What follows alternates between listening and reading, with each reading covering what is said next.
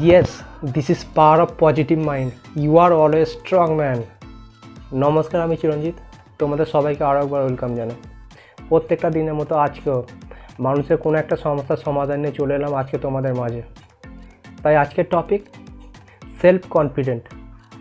এখনও পর্যন্ত তুমি যদি চ্যানেলটি সাবস্ক্রাইব না করে থাকো তাহলে তাড়াতাড়ি চ্যানেলটি সাবস্ক্রাইব করে লাইক শেয়ার কমেন্ট করতে ভুলো না। চলো ভিডিওটা শুরু করা যাক। যখন তুমি ছোট ছিলে তুমি হামাগুড়িতে চেষ্টা করছো দাঁড়ানোর জন্য, বাট পড়ে যাচ্ছ। আবার চেষ্টা করছো, আবার পড়ে যাচ্ছ, আবার চেষ্টা করছো, আবার পড়ে যাচ্ছ। এই চেষ্টাটা তোমার ততক্ষণ পর্যন্ত ছিল যতক্ষণ না তোমার নিজের শক্তি দিয়ে তুমি হামাগুড়ি দিয়ে উঠে দাঁড়িয়ে চলতে পারবে, ততক্ষণ পর্যন্ত তোমার এই চেষ্টাটা ছিল। অ্যান্ড ফাইনালি তুমি চেষ্টাতে সফল হয়েছো। তুমি তোমার নিজের শক্তি দিয়ে, নিজের চেষ্টা দিয়ে তোমার ওই ছোট্ট পায়ে আস্তে আস্তে আস্তে আস্তে চলা শিখেছো।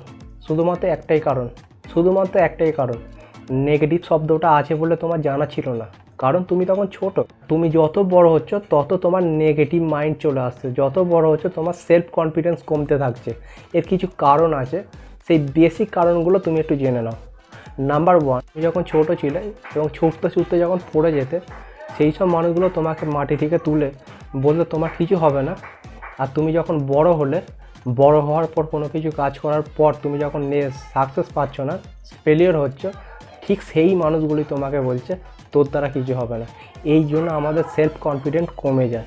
নাম্বার 2, তুমি যখন কিছু কাজ করতে যাবে, কাজ করার আগে তুমি যদি নেগেটিভ মাইন্ড চিন্তা ভাবনা করো যে আমার দ্বারা কাজ হবে না, আমি কি পারবো, এই ধরনের চিন্তা ভাবনা করলে তোমার সেলফ কনফিডেন্ট অনেকটা ডাউন হয়।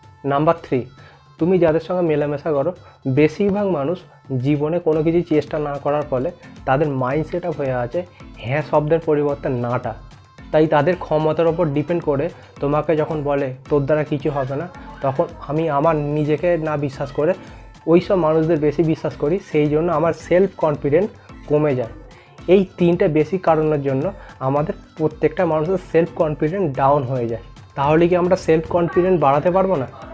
অবশ্যই বাড়াতে পারবো। কিছু সহজ রাস্তা আছে, সেটা হলো তুমি যখন যে কাজটা করতে যাবে সেই কাজের সমস্ত পদ্ধতিটা শেখার চেষ্টা করবে। আর তুমি যখন শিখে ফেলবে তখন তোমার সেলফ কনফিডেন্ট অনেকটা উপরে উঠে যাবে, তোমার সেলফ কনফিডেন্ট ডাউন হবে না। একটা উদাহরণ দিলে তুমি ভালো করে বুঝতে পারবে। ধরো তুমি সাইকেল চড়া ভালোভাবে জানো, সাইকেল চড়া প্রত্যেকটা স্টেপ তোমার নখদর্পণে হয়ে আছে।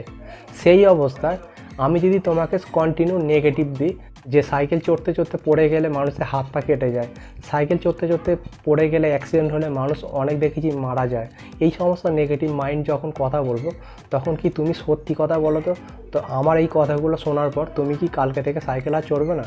আমার এই কথাগুলো শোনার পর তুমি কি কালকে থেকে সাইকেল আর স্পর্শ করবে না?